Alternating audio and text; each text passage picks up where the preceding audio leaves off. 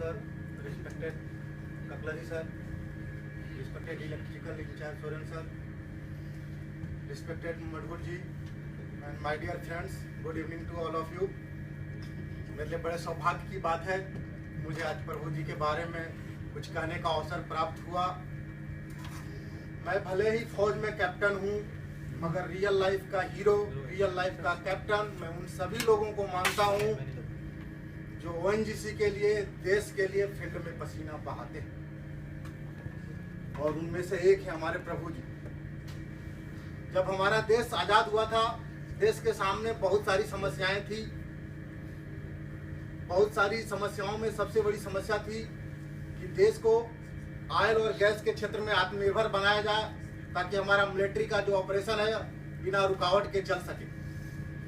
इसके लिए दुनिया भर से एक्सपर्ट बुलाए गए, बड़ी बड़ी कंपनियों का सहयोग लिया गया, मगर 1947 से लेकर 1955 तक कहीं भी जमीन के नीचे ऑयल खोजने में सफलता नहीं मिली। तब जाके 1955 में सरकार ने oil and natural gas directorate का निर्माण किया, जो जीएसपीसी के अंदर में काम करता था। 1.5 साल जीएसपीसी के अंदर में काम करने के बाद भी जब कोई सफलता नहीं मिली, तब जाके 14 अगस्त 1956 को oil and natural gas commission के रूप में ओएनजीसी का जन्म हुआ। जो काम दुनिया के बड़े बड़े साइंटिस्ट नहीं कर पाए, वो काम प्रभु जी जैसे लोगों ने अपने परिश्रम, अपने लगन और समर्पण के दम पर कर दिखाया। न सिर्फ ऑयल को खोजने में कामयाब हुए, बल्कि ओएनजीसी को ये गौरव दिया कि गुजरात के लूनेज गांव में पहला ऑयल वेल खोजने का श्रेय मिला। एक के बाद एक इतने फील्ड खोजे कि ओएनजीसी को इंडिया की सबसे वैल्यूएबल कंपनी बना दिया। और ये काम जो हमारे प्रभु जी जैसे लोग फील्ड में पसीना बहा रहे हैं, उसके बदौलत संभव हो पाया।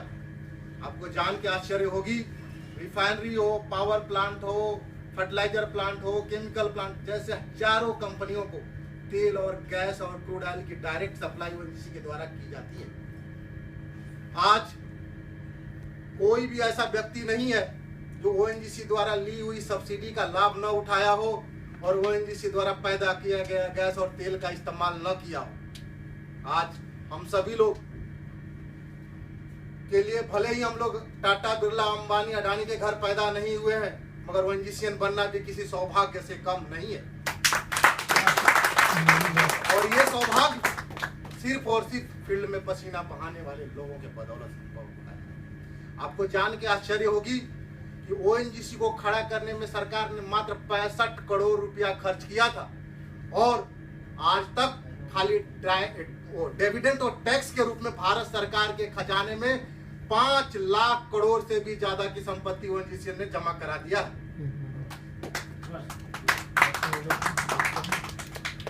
ये सब फील्ड में पसीना बहाने वाले लोगों के का फल है। इस रीक पर मैं आया तो मेरे को यहाँ पे सभी लोगों का प्यार, सहयोग, समर्पण मिला, मगर मैं 2 लोगों के पर्सनालिटी से सबसे ज्यादा प्रभावित हुआ। एक थे हमारे भट्ट साहब जो चले गए, वो काम के समय भी राम को याद करते थे, और दूसरा है प्रभु जी जो काम में ही राम को देखते हैं।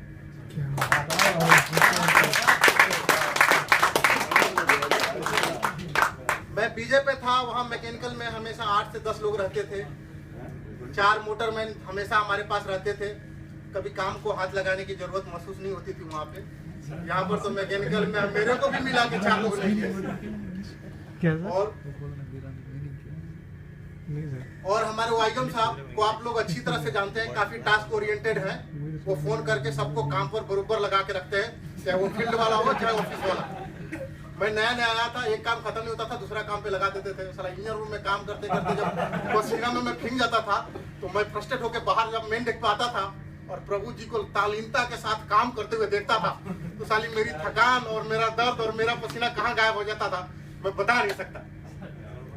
और आपको मैं दाद जी मैं बताता हूँ, मैंने बीटेक किया, एमटेक किया, एमबीए किया, वो ज्ञान वहाँ अर्जित नहीं कर पाया जो प्रभु जी के संपर्क में चंद पल बिताकर मैंने अर्जित किया। आपको बता दूं,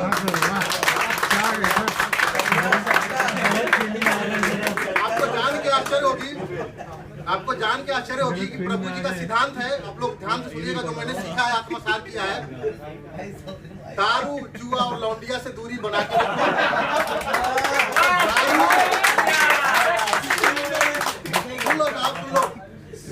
दारू, जुआ और लौंडिया से दूरी बना के रखो। काम को, पैसे को और इंसान को इज्जत दो, सारी समस्या अपने आप समाप्त हो जाएगी।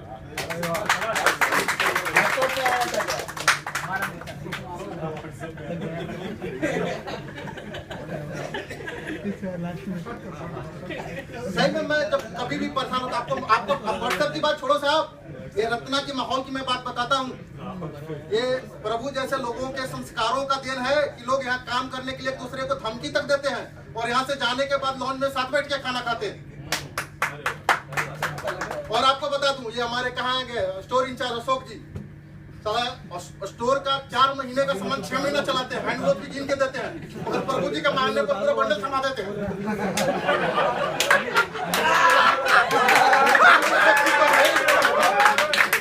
हमारे वाईएम साहब प्रभु जी के लिए, आपको पता है, हमारे वाईएम साहब ने प्रभु जी के लिए रिस्क लेके चौपर में आयल मंगवाया। ये प्रभु साहब का व्यक्तित्व का कमाल नहीं तो और क्या है। आपको मैं बात बताता हूँ, हमारे यहाँ ये मटकुट जी हैं, वो कभी कभी आते हैं, काफी कुछ सीखने को मिलता है। आप लोग भी सीख सकते हैं। मैं ये नहीं कहता कि उनसे नेतागिरी सीखिए। किसी जमाने में नेतागिरी बहुत पुण्य का काम हुआ करता था, अब नहीं रहा। मगर इनकी एक खासियत मैं आपको बताता हूँ, जब भी आते हैं एकदम टाइम पर ड्यूटी पॉइंट पर पहुंच जाते हैं। ये हम लोगों को सीखने की चीज है। एक दिन ये लेट आए, मैं पूछा कि सर आज लेट हो गए। बोले यार आइसक्रीम खा रहा था। मैं कहा कि आपको 4 दिन से सर्दी जुकाम हुआ है और आप आइसक्रीम खा रहे हैं।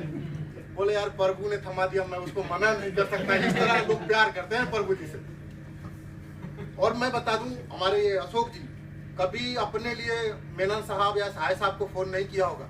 मैं गवाह हूँ, मेरे सामने इन्होंने मेनन साहब से रिक्वेस्ट किया कि साहब ये 7 दिन में प्रभु जी जाना चाहते हैं, प्लीज उनको जाने दीजिए। ये साहब के व्यक्तित्व का कमाल नहीं तो और क्या। मैं अपनी भावनाओं को, बहुत ज्यादा समय नहीं है, ज्यादा एक शायरी के माध्यम से व्यक्तित्व करना चाहूंगा कि जलते हुए धागे ने कहा मोम से, जलते हुए धागे ने कहा मोम से कि मैं तो जल रहा हूँ, तू क्यों पिघल रहा। मैं तो जल रहा हूँ, तू क्यों पिघल रहा है। तो मोम क्या जवाब देता है, जिससे रिश्ता बनाया, जिससे रिश्ता बनाया, जिसके साथ इतना पल बिताया, उसके साथ जलने की फितरत नहीं तो क्या हुआ, पिघल तो सकते हैं, पिघल तो सकते हैं। मैं यही कहूंगा कि निगाहें निगाहों से मिला के तो देखो, निगाहें निगाहों से मिला के तो देखो, रोते को तुम बस हंसा के तो देखो। अगर संतुष्टि न मिले मेरे दोस्तों तो कहना, एक बार प्रभु जी की तरह काम में दिल लगा के तो देखो। मैं भगवान से दुआ करूंगा कि प्रभु जी जहां भी रहे सुखी रहे, संपन्न रहे और इसी तरह लोगों को मोटिवेट करते रहे। धन्यवाद।